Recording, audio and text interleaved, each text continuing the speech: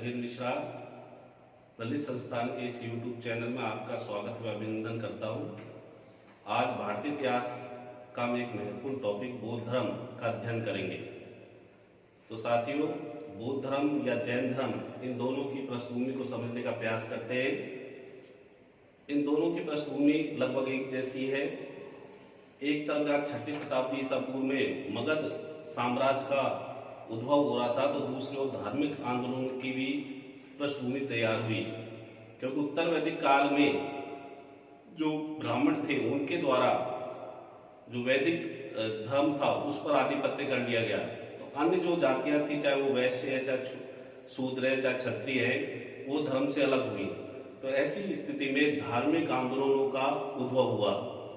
तो उसमें से एक धर्म कौन सा था? बौद्ध धर्म। बौद्ध धर्म के संस्थापक महात्मा बुद्ध थे। इनका जन्म 563 ईसा पूर्व में लुम्बिनी जो वर्तमान में नेपाल में स्थित है, लुम्बिनी नामक स्थान पर हुआ। इनके पिता शुद्धोधन थे, जो शाक्य गण के क्षत्रिय शासक थे।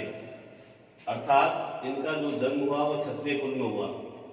इनकी माता का नाम महामाया था। महामाया की मृत्यु उनके जन्म के 7वें दिन ही हो गई थी। इस कारण इनका पालन पोषण इनकी मौसी थी, जिसका नाम था प्रजापति गौतमी, उनके द्वारा किया गया। महात्मा बुद्ध के समय 2 ऋषि कालदेव व कौंडिन्य के द्वारा एक भविष्यवाणी की गई। उसमें ये कहा गया कि ये बच्चा जो है या तो एक बड़ा चक्रवर्ती सम्राट बनेगा या एक बड़ा संत या साधु बनेगा। आप सभी जानते हैं कि ये बच्चा बड़ा होकर क्या बना? एक बड़ा साधु बना, यानी महात्मा बुद्ध बना। इनके बचपन का नाम क्या था? सिद्धार्थ इनके बचपन का नाम था। 16 वर्ष की आयु में इनका विवाह यशोधरा नामक महिला से हुआ। बौद्ध ग्रंथों में यशोधरा के अन्य नाम भी मिलते हैं। गोपा या बिंबा भी इनको कहा गया है। 28 वर्ष की उम्र में सिद्धार्थ के यहाँ एक पुत्र का जन्म हुआ, जिसका नाम था राहुल। सिद्धार्थ का मन राजकार्य में नहीं लगा, क्योंकि आप सभी जानते हैं कि इनका जो जन्म हुआ उस समय भविष्यवाणी की जा चुकी थी कि ये बड़ा साधु बनेगा। तो राजकार्य में इनका मन नहीं लगा। और ये भी कहा जाता है कि 4 महत्वपूर्ण दृश्य ऐसे इनके द्वारा देखे गए जिससे इनके जीवन में बड़ा परिवर्तन आया। इन दृश्यों में एक तो इनके द्वारा ऐसा एक बिल्कुल बुजुर्ग व्यक्ति देखा गया जो अपनी काया से परेशान था। दूसरा, इनके द्वारा एक रोगी व्यक्ति को देखा गया जो बहुत परेशान था। तीसरा, इनके द्वारा एक शव यात्रा को देखा गया, रोते बिलखते लोगों को देखा गया। और चौथा, इनके द्वारा एक सन्यासी को देखा गया। तो इनके द्वारा ये महसूस किया गया, ये अनुभव किया गया कि जो प्रथम 3 दृश्य थे उसमें दुख है, लेकिन चौथा जो दृश्य था उसमें इनको आनंद की अनुभूति हुई। अतः इनके द्वारा साधु बनने का निश्चय किया गया। इनका मन चूंकि राजकार्य में नहीं लगा, अतः 29 वर्ष की आयु में इनके द्वारा घर को त्याग दिया गया। बौद्ध धर्म में इस घटना को एक विशेष नाम से जाना जाता है। क्या कहा जाता है? महाभिनिष्क्रमण कहा जाता है। इसके बाद अनुमा नदी के किनारे इनके द्वारा भिक्षु रूप धारण किया गया और ये इधर उधर भटकने लगे। वैशाली पहुंचे। वैशाली में इनके द्वारा अलाम कलाम को अपना गुरु बनाया गया, जिससे इनको सांख्य दर्शन की शिक्षा प्राप्त हुई। आप सभी जानते हैं कि बौद्ध धर्म पर हिंदू सांख्य दर्शन का जो प्रभाव है वो देखने को मिलता है, तो वो यहीं से ही प्रभाव पड़ा। लेकिन ज्ञान की पिपासा इनकी यहाँ शांत नहीं हुई और इसके बाद ये कहाँ चले गए? राजगृह चले गए। राजगृह में इनके गुरु कौन बने? रुद्रक रामपुत्र। किंतु ज्ञान की पिपासा रुद्रक रामपुत्र भी इनकी शांत नहीं कर पाए। अतः ये कहाँ चले गए? उरुवेला चले गए। उरुवेला में इनके द्वारा 5 साथियों के साथ तपस्या प्रारंभ की गई, लेकिन तपस्या की कठोर यातना को ये सहन नहीं कर पाए। अतः इनके द्वारा सुजाता नामक महिला से भोजन ग्रहण करके अपनी तपस्या को भंग कर दिया गया। ऐसी स्थिति में इन 5 साधुओं के द्वारा इन्हें पाखंडी कहा गया और इनका साथ छोड़ दिया गया। लेकिन महात्मा बुद्ध या सिद्धार्थ के द्वारा आगे तपस्या करने का निश्चय किया गया और बोध गया के निकट निरंजना नदी के किनारे वट वृक्ष के नीचे इनके द्वारा तपस्या प्रारंभ की गई और अपनी तपस्या के 49वें दिन इन्हें ज्ञान की प्राप्ति हो गई। इन्हें ज्ञान की प्राप्ति हुई, सिद्धार्थ को ज्ञान की प्राप्ति हुई और ज्ञान का बोध हो जाने के कारण ही इनको महात्मा बुद्ध के नाम से जाना जाता है। ठीक है, अब इन्हें ज्ञान की जब प्राप्ति हो गई तो इनके द्वारा अपना पहला उपदेश दिया गया। कहां पर? सारनाथ स्थान पर। सारनाथ वर्तमान में ये स्थान यूपी में है, बनारस के पास में है।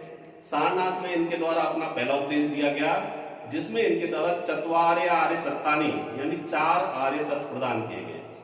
यानी चत्वार आर्य सत्तानी में जो मुख्य फोकस किया गया जिस बिंदु पर, वो था क्या? दुख पर सबसे ज्यादा फोकस किया गया। इस घटना को बौद्ध धर्म में विशेष नाम से जाना जाता है। क्या कहा जाता है? महाधर्म चक्र प्रवर्तन।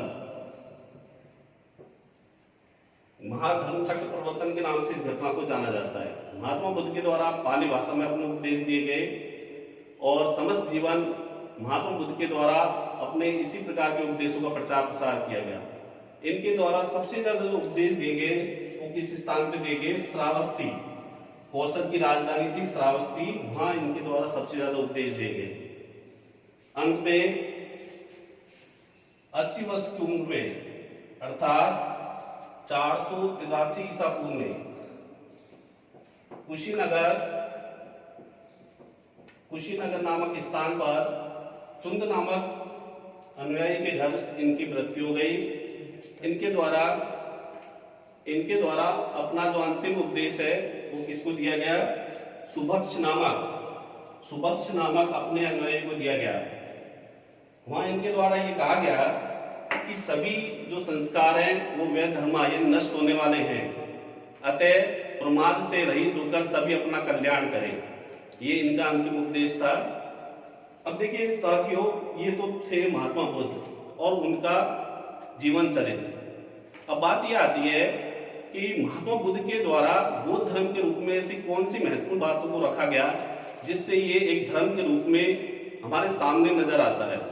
उन बातों को अगर हम देखें तो देखिए, बौद्ध धर्म क्या है? ईश्वर के अस्तित्व को स्वीकार नहीं करता। ईश्वर के अस्तित्व को स्वीकार नहीं करता अर्थात ये अनीश्वरवादी है। साथ में ही चूंकि ईश्वर को नहीं मानते इसलिए कर्मकांड को भी स्वीकार नहीं करते और वर्ण व्यवस्था को अस्वीकार करते। लेकिन इसके साथ साथ ही ये आत्मा के अस्तित्व को स्वीकार नहीं करते किंतु पुनर्जन्म को स्वीकार करते। अब देखिए, आत्मा के अस्तित्व को स्वीकार नहीं करते लेकिन पुनर्जन्म को स्वीकार करते हैं, तो जाहिर सी बात है पुनर्जन्म का आधार यहाँ क्या है? तो यहाँ पुनर्जन्म का जो आधार है वो क्या है? कर्म है। कर्मों का संचयन होता है और कर्मों के संचयन के आधार पर ही अगला जन्म प्राप्त हो जाता है। तो ये जो एक बिल्कुल सरल धर्म जो है महात्मा बुद्ध के द्वारा प्रस्तुत किया गया और यही कारण है कि इसकी सरलता के कारण लोगों के द्वारा इसको एक धर्म के रूप में अपना लिया गया। अब जाहिर सी बात है लोगों ने ये जानने का प्रयास जरूर किया होगा कि ये जो कर्म है इनका संचयन हो रहा है और कर्मों के संचयन से अगला जन्म प्राप्त हो रहा है, तो इस जन्म मरण से छुटकारा कैसे मिले अर्थात मोक्ष निर्वाण की प्राप्ति कैसे हो? तो निर्वाण की प्राप्ति के लिए उनके द्वारा एक मार्ग बताया गया जिसे किस नाम से जानते हैं? अष्टांगिक मार्ग। अष्टांगिक मार्ग में 8 अच्छी बातों को सम्मिलित किया गया। सामान्य सी बातें थी, भाई किसी को मन वचन कर्म से परेशान नहीं करना है, किसी को गाली गलौज नहीं करना है, अपने जीवन में सत्यता पवित्रता को अपना के रखना है, अपने जो आजीविका का साधन है वो इस तरह का अपनाना है जिससे किसी को कोई जो है चोट नहीं पहुंचे, तो इस तरह की सामान्य सी 8 बातों को सम्मिलित करके अष्टांगिक मार्ग का निर्माण किया गया। और इस मार्ग पर चलने से कर्मों का जो हिसाब है या कर्मों का जो संचयन वो क्या हो जाएगा, जीरो हो जाएगा, और इससे आपको अगला जन्म प्राप्त नहीं होगा, यानी आपको मोक्ष की प्राप्ति हो जाएगी। तो ये जो एक सिस्टम है या एक दार्शनिक विवेचना महात्मा बुद्ध के द्वारा की गई, और इसमें कहीं भी किसी प्रकार का कोई आडंबर को लाने का प्रयास नहीं किया गया। अब देखिए आगे बढ़ते हैं इसके साथ में। तो देखिए महात्मा बुद्ध के द्वारा, जैसे मैंने आपको पूर्व में बताया कि अपने पहले उपदेश में क्या दिया गया, 4 आर्य सत्य प्रदान किए गए, चत्वार्य आर्य सत्यानि। तो ये 4 आर्य सत्य क्या हैं, इसमें 4 बातों को सम्मिलित किया गया है, और वो कौन कौन सी, एक तो है दुख, दूसरा है दुख का कारण, और तीसरा है दुख निरोध, और चौथा है दुख निरोध मार्ग।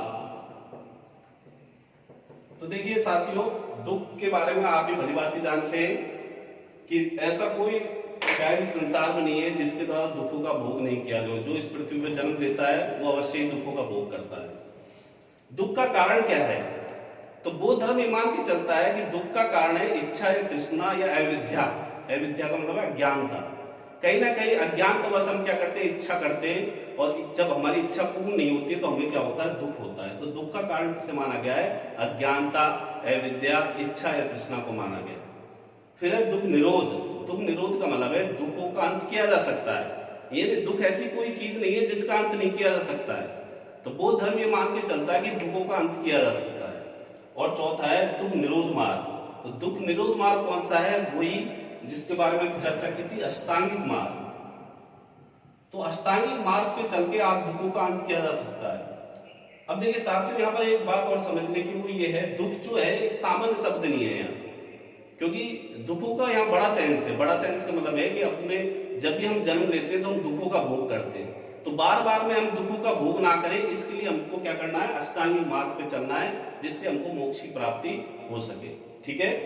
इसके साथ साथ ही बौद्ध धर्म के अन्य सिद्धांत भी हैं, जिसमें एक बड़ा ही महत्वपूर्ण सिद्धांत है, परीक्षा की दृष्टि से बड़ा ही महत्वपूर्ण सिद्धांत है, जिसको कहते हैं प्रत्यय समुत्पाद का सिद्धांत। प्रत्यय समुत्पाद का सिद्धांत। ठीक है।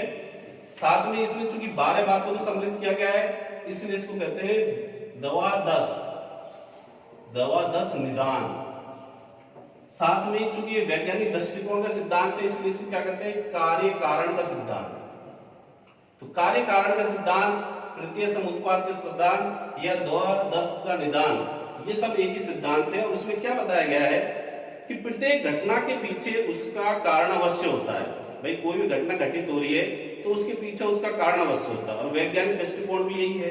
भाई कोई भी अगर घटना है तो उसके पीछे उसका कारण होता है, और जो वैज्ञानिक खोज होती है वो इसी पर आधारित होती है। भाई कोई घटना घटित है तो उसके कारण को जो है खोजा जाता है, और जब कारण मिल जाता है तो उससे उसका निदान कर लिया जाता है।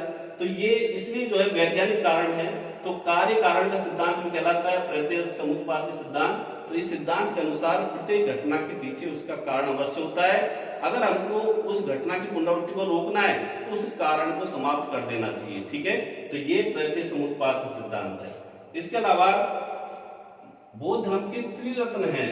त्रिरत्न में कौन कौन सम्मिलित है, बोध, धम्म और संघ। ये बौद्ध धर्म के क्या कहलाते हैं, त्रिरत्न कहलाते हैं। इसके साथ साथ ही बौद्ध धर्म में बड़े धार्मिक ग्रंथ हैं, जिनको किस नाम से जाना जाता है, त्रिपिटक के नाम से जाना जाता है। त्रिपिटक, पिटक का अर्थ होता है टोकरी। तो इस टोकरी में चूंकि 3 ग्रंथ हैं, 3 बड़े ग्रंथ हैं, हालांकि गुच्छे हैं। तो ये 3 ग्रंथों की अगर बात करें तो एक तो है सुत्त पिटक, दूसरा है विनय पिटक, और तीसरा है अभिधम पिटक। अब देखिए ये सुत्त पिटक, विनय पिटक, अभिधम पिटक अपने आप में एक ग्रंथ नहीं है। सुत्त पिटक के अंदर भी 5 ग्रंथों का समावेश किया गया है। तो सुत्त पिटक जो है, इसके अंदर बौद्ध धर्म के सिद्धांत दिए गए, महात्मा बुद्ध के उपदेशों का संकलन किया गया है सुत्त पिटक के अंदर। ठीक है। विनय पिटक के अंदर क्या दिया गया, विनय पिटक के अंदर बौद्ध संघ के जो नियम है, यानी बौद्ध धर्म के प्रचार करने वाले जो बौद्ध भिक्षु हैं उनके लिए कुछ नियम बनाए गए हैं और उनका संकलन किसमें किया गया है? विनय पिटक के अंदर किया गया है। ठीक है। तीसरा है अभिधम पिटक। अभिधम पिटक में क्या है? अभिधम पिटक में बौद्ध धर्म की आध्यात्मिक यानी दार्शनिक बातों का समावेश किया गया है। तो ये त्रिपिटक है। लेकिन साथ ही यहाँ एक विशेष बात जो समझने की है वो ये है, इन तीनों ही पिटक में से किसी भी पिटक की रचना महात्मा बुद्ध के द्वारा नहीं की गई। अब महात्मा बुद्ध के द्वारा जब इनकी रचना नहीं की गई है तो फिर किसके द्वारा इनकी रचना की गई है? तो वो अभी बात आ जाएगी आगे। तो ये सुत्त पिटक, विनय पिटक और अभिधम पिटक है। अब देखिए आगे बढ़ते हैं। तो देखिए बौद्ध धर्म में समय समय पे क्या हुआ? 4 बार बड़े धार्मिक सम्मेलनों का आयोजन हुआ। 4 बार बड़े धार्मिक सम्मेलनों का आयोजन हुआ। पहला जो धार्मिक सम्मेलन है जिसको किस नाम से जानते हैं हम? इन धार्मिक सम्मेलन को बौद्ध संगति कहते हैं। ठीक है। तो बौद्ध संगति की बात करें तो पहली जो बौद्ध संगति है ये महात्मा बुद्ध की मृत्यु के तुरंत बाद यानी 483 ईसा पूर्व में हुई। ठीक है। और ये कौन से स्थान पर हुई? ये हुई राजगृह नामक स्थान पर। राजगृह। इस समय वहां का राजा कौन था? अजातशत्रु। ठीक है। इस समय जो बौद्ध गुरु थे जिनके द्वारा इस बौद्ध संगति की अध्यक्षता की गई, तो वो बौद्ध गुरु कौन थे? वो थे महाकश्यप। इस बौद्ध संगति की विशेष बात क्या थी? तो इस बौद्ध संगति की विशेष बात यह थी कि इसमें सुत्त पिटक व विनय पिटक की रचना की गई। सुत्त पिटक व विनय पिटक की रचना किसने की? महात्मा बुद्ध के 2 प्रिय शिष्य थे जिनका नाम था आनंद व उपाली। तो आनंद व उपाली के द्वारा सुत्त पिटक व विनय पिटक की रचना की गई। ठीक है। जैसे मैंने आपको पूर्व में बताया था कि इन तीनों पिटक में से किसी की भी रचना महात्मा बुद्ध के द्वारा नहीं की गई। तो ये 2 पिटक है, इनकी रचना किसने की? आनंद व उपाली के द्वारा, जो कि महात्मा बुद्ध के प्रिय शिष्य थे। ठीक है। ये पहली बौद्ध संगति है। अब दूसरी बौद्ध संगति के बारे में बात करें तो इसके 100 साल बाद यानी 383 ईसा पूर्व में, 383 ईसा पूर्व में कौन से स्थान पर? वैशाली नामक स्थान पर राजा कौन था वहां? कालाशोक। और बौद्ध गुरु कौन थे यहाँ पर? सर्वकामी, कई बुक्स में सर्वकामी भी मिलता है। और इसकी विशेष बात क्या थी? इस जो बौद्ध संगति थी इसकी विशेष बात यह थी कि यहाँ संघ के नियमों को लेकर जो बौद्ध संघ थे वो 2 भागों में विभाजित हुए। एक तो कहलाए स्थिरवीर और दूसरे कहलाए महासांगिक। ये संघ के नियमों को लेकर विभाजन हुआ बौद्ध धर्म का। ठीक है। एक स्थिरवीर कहलाए, दूसरा महासांगिक कहलाए। स्थिरवीर को थेरवादी कहते हैं, थेरवादी। और ये बौद्ध धर्म का सर्वाधिक प्राचीन संप्रदाय माना जाता है। और महासांगिक को सर्वास्तवादी भी कहते हैं, सर्वस्तवादी भी कहा जाता है। अब देखिए ये पहली बौद्ध संगति हो गई, ये दूसरी बौद्ध संगति हो गई। अब तीसरी बौद्ध संगति पे आते हैं। तो देखिए तीसरी बौद्ध संगति की बात करते हैं तो तीसरी बौद्ध संगति का जो समय है वो है 251 ईसा पूर्व में। स्थान कौन सा है? पाटलिपुत्र, मगध की राजधानी थी जो पाटलिपुत्र। यहां राजा कौन था? मौर्य शासक अशोक। मौर्य शासक अशोक के काल में इस तीसरी बौद्ध संगति का आयोजन किया गया। और यहाँ बौद्ध गुरु कौन थे? मोगलीपुत्र तिष्य के द्वारा इस बौद्ध संगति की अध्यक्षता की गई। और साथियों इसी बौद्ध संगति में तीसरा जो पिटक है अभिधम पिटक की रचना की गई। अभिधम पिटक की रचना की गई इसमें, और ये तीसरी बौद्ध संगति है। अब अंत में अंतिम जो बौद्ध संगति है वो कौन सी है? वो है चौथी बौद्ध संगति। ये कब आयोजित की गई? 1वीं शताब्दी में। तो साथियों इसका एक निश्चित सन जो है वो इतिहास में उपलब्ध नहीं है। आप सभी जानते हैं इतिहास में कुछ विसंगतियां हैं, और वो ये विसंगति इसको लेकर भी है कि 1वीं शताब्दी में कौन सा जो है सन है जिसमें बौद्ध संगति का आयोजन किया गया। तो ऐसा सन जो है किसी भी बुक में उपलब्ध नहीं है। अब स्थान कौन सा था इस बौद्ध संगति का? वो था कुंडलवन, कश्मीर। इस बौद्ध संगति के समय जो वहां का राजा था वो कौन था? कनिष्क, कुषाण शासक कनिष्क। विदेशी थे ये लोग, यूची कबीले से संबंधित थे, मध्य एशिया से आए थे। और इस बौद्ध संगति की अध्यक्षता किसने की? वसुमित्र ने। वसुमित्र ने इस बौद्ध संगति की अध्यक्षता की। इस बौद्ध संगति की विशेष बात यह है कि इस बौद्ध संगति में बौद्ध धर्म दो भागों में विभाजित हो गया। एक भाग कहलाया इसमें हीनयान और दूसरा भाग कहलाता है महायान। तो हीनयान और महायान में बौद्ध धर्म विभाजित हुआ। अब ये हीनयान और महायान में क्या अंतर है? तो देखिए इस बात को समझने का प्रयास करते हैं। हीनयान और बौद्ध महायान में क्या अंतर है? तो हीनयान और महायान की अगर बात करें तो हीनयान का जो शाब्दिक अर्थ निकलता है वो क्या निकलता है? निम्न मार्गी। यानी हीनयान को निम्न मार्गी कहा जाता है। ये स्वार्थ पर आधारित जो है बौद्ध धर्म की शाखा मानी जाती है, क्योंकि इसमें जो बौद्ध भिक्षु हैं वो अहत पद को प्राप्त करना चाहते हैं। अहत पद को, अहत पद का मतलब है ये बौद्ध भिक्षु केवल अपने निर्वाण की यानी अपने मोक्ष की जो है कामना करते हैं। ये किसी अन्य व्यक्ति की कोई सहायता नहीं करते, यानी स्वार्थ पर आधारित है। ठीक है, ये प्राचीन बौद्ध धर्म को स्वीकार करते हैं जो महात्मा बुद्ध के द्वारा दिया गया। इसमें महात्मा बुद्ध को केवल एक महापुरुष के रूप में स्वीकार किया जाता है, एक शक्तिपुंज के रूप में स्वीकार किया जाता है। जबकि महायान शाखा की अगर बात करें तो ये महायान शाखा वाले कुछ मार्गी कहलाते हैं। कुछ मार्गी ये परमार्थ पर आधारित शाखा है, क्योंकि इसको मानने वाले बोधिसत्व कहलाते हैं। और बोधिसत्व क्या करते हैं? स्वयं के निर्वाण के लिए तो प्रयासरत रहते ही हैं, साथ में अन्य व्यक्ति जो कि निर्वाण के लिए कोशिश कर रहा है, मोक्ष के लिए जो प्रयास कर रहा है, उसकी भी ये सहायता करते हैं। तो ये स्वयं के साथ साथ दूसरों की भी सहायता करते हैं, इसलिए परमार्थ पर आधारित मानी जाती है शाखा। साथ में इस शाखा की एक विशेष बात और है, वो ये है कि ये महात्मा बुद्ध को ईश्वर के रूप में मानते हैं। ईश्वर के रूप में मानते हैं, साथ में ही महात्मा बुद्ध की मूर्ति की पूजा करते हैं। तो मूर्ति पूजा पर आधारित बौद्ध धर्म की कौन सी शाखा हो गई? महायान शाखा हो गई। ठीक है साथियों, समय परिवर्तन से ये हीनयान और महायान शाखा में भी विभाजन हुआ। हीनयान की अगर बात करें तो इसके विभाजनों में एक तो इसका विभाजन हुआ वैभाषिक के रूप में, एक शाखा इसकी वैभाषिक बनी और दूसरी इसकी शाखा बनी कौन सी? सौतांत्रिक। ठीक है, इसी प्रकार महायान शाखा का भी विभाजन हुआ। इसकी एक शाखा कौन सी बनी? शून्यवाद। इसकी दूसरी शाखा क्या बनी? विज्ञानवाद। तो इस तरह से इनका विभाजन हुआ। साथ में ही एक शाखा और बौद्ध धर्म की विकसित हुई 7वीं 8वीं शताब्दी में, जिसे माना जाता है, और वो है कौन सी शाखा?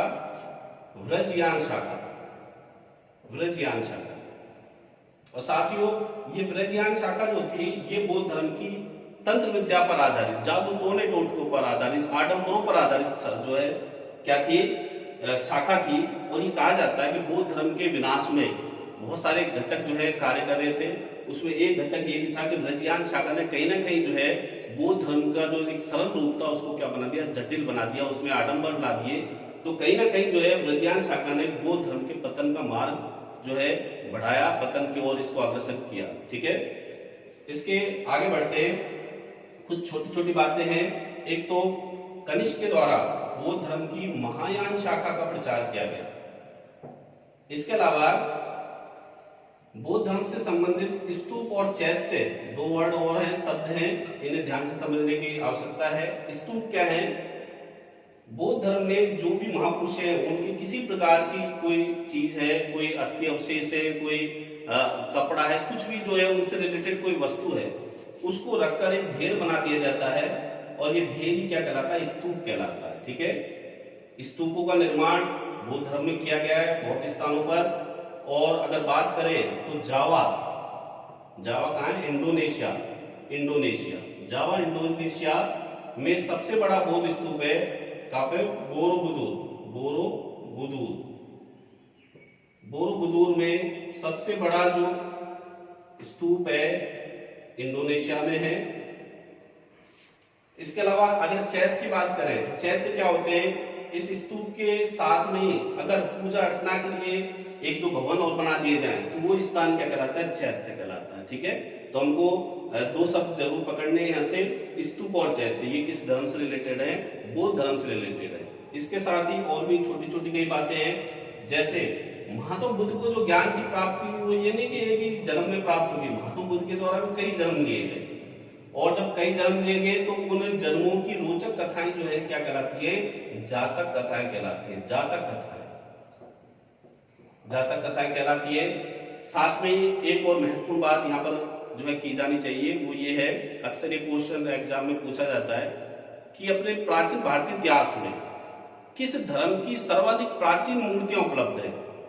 तो किस धर्म की सबसे ज्यादा प्राचीन मूर्तियां उपलब्ध है? देखिए, हमारा हिंदू धर्म सबसे ज्यादा प्राचीन धर्म है, ब्राह्मण धर्म सबसे ज्यादा प्राचीन धर्म है, किंतु हमारी मूर्तियां उपलब्ध नहीं है। क्योंकि हिंदू धर्म में या ब्राह्मण धर्म में मूर्ति बनने का जो प्रकरण देखने को मिलता है वो मिलता है गुप्त काल से, लेकिन महात्मा बुद्ध की जो मूर्तियां हैं वो इससे पूर्व बन चुकी थी। अतः इसका आंसर क्या आता है, बौद्ध धर्म या महात्मा बुद्ध। ठीक है, तो आपको ये मेरा वीडियो कैसा लगा कमेंट्स बॉक्स में अवश्य कमेंट लिखें, और इस वीडियो को लाइक करें, शेयर करें और सब्सक्राइब करें। धन्यवाद।